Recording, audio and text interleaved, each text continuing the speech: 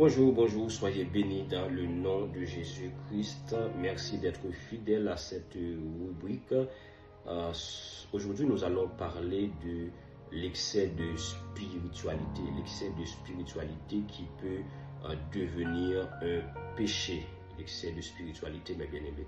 Dans 1 Timothée chapitre 5, le verset 8, la Bible dit « Si quelqu'un ne prend pas soin des siens, il a renié la foi ».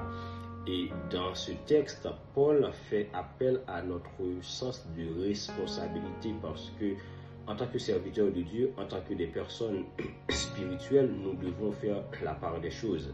C'est vrai que je suis chrétien, je suis enfant de Dieu, je suis un homme qui doit vivre de manière spirituelle. Mais il faut savoir que je vis dans le monde, c'est-à-dire j'interagis avec les humains, j'interagis avec les personnes, j'interagis avec l'environnement. C'est-à-dire je ne suis pas encore dans le ciel, je dois pouvoir équilibrer ma vie parce que je ne reste pas à la maison tous les jours en train de prier, je sors travailler. Il y a des personnes qui vont à l'école, etc. C'est-à-dire le chrétien doit savoir faire l'équilibre dans sa vie. Mais malheureusement, une personne devient tellement centrée sur le monde spirituel, sur les rêves, sur les visions, sur les révélations, prier, chanter, jeûner, que cette personne oublie si elle est une mère au foyer, si c'est une femme au foyer, la personne oublie s'il est un père, s'il doit aller à l'école, s'il doit aller travailler. Et dans cette forme d'excès de spiritualité, nous sommes devenus des paresseux et c'est une chose qui va créer une forme d'orgueil dans notre vie.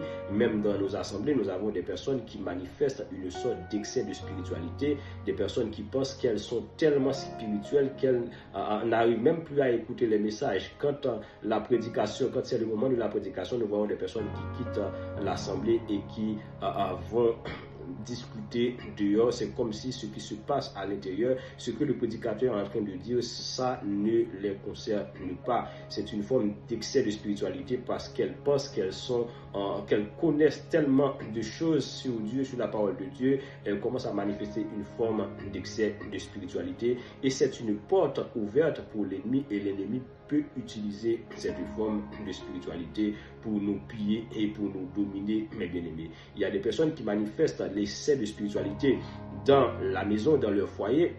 Il y a des personnes qui manifestent aussi l'excès de spiritualité avec les frères dans les communautés chrétiennes. Il y a des personnes qui sont prédicateurs, qui sont pasteurs, qui prêchent tout le temps, qui font des études tout le temps, mais qui oublient qu'elles ont un foyer, une famille, qu'il faut aller au resto, il faut aller à la mer, il faut prendre des vacances.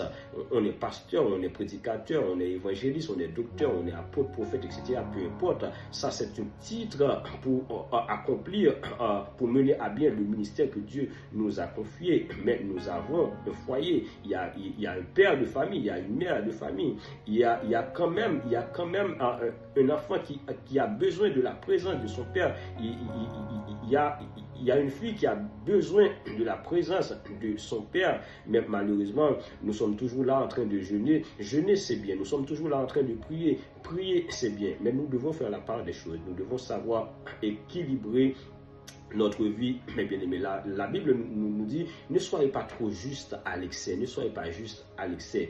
Parce que parfois, c'est juste une façade. Nous voulons paraître comme étant des personnes spirituelles, mais nous oublions si nous vivons dans ce monde avec nos frères, nos soeurs, maman, papa, cousin, cousine, etc. Des personnes qui n'arrivent même pas à aller au restaurant avec leurs femmes et qui sont tout le temps là en train de jeûner, en train de prier. Oui, c'est une bonne chose, mais l'excès de spiritualité peut nous rendre orgueilleux et orgueilleuses, mes bien-aimés. Être spirituel, c'est pas à fuir la réalité de la vie. Être spirituel, c'est marcher avec Dieu dans toutes ses dimensions. Jésus-Christ, c'était un homme spirituel. Jésus-Christ priait, Jésus-Christ jeûnait. Mais Jésus-Christ aussi, il était charpentier. Apôtre Paul, c'était un homme spirituel. Apôtre Paul, il parlait en langue. Il était rempli du Saint-Esprit. Mais apôtre Paul, c'était un homme qui construisait les tentes. Mais bien aimé, aujourd'hui, nous vivons en France. Personne ne va parler en langue à l'idole. Personne ne va parler en langue à Action. Personne ne va parler en langue dans les supermarchés. Il faut de l'argent. Et pour pouvoir payer, nous devons travailler pour gagner de l'argent. C'est-à-dire qu'il ne faut pas fuir la réalité. Il est temps, nous avons besoin de prier, nous avons besoin de jeûner, nous avons aussi besoin de travailler pour subvenir à nos besoins. Parce que Dieu ne fera pas à ta place ce que toi tu peux faire. Dieu ne fera pas à ta place ce que toi tu dois faire. Dieu ne fera pas à ta place ce que Dieu sait que toi-même tu peux le faire et il t'a donné les capacités pour le faire, mes bien-aimés.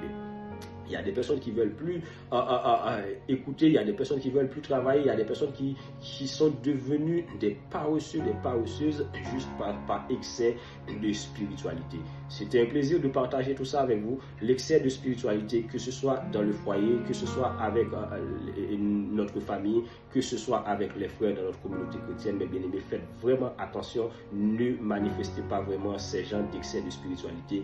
Équilibrons les choses et vivons comme des personnes qui ont les pieds sur terre avec le bon sens et aussi avec discernement. Que le Seigneur vous bénisse abondamment.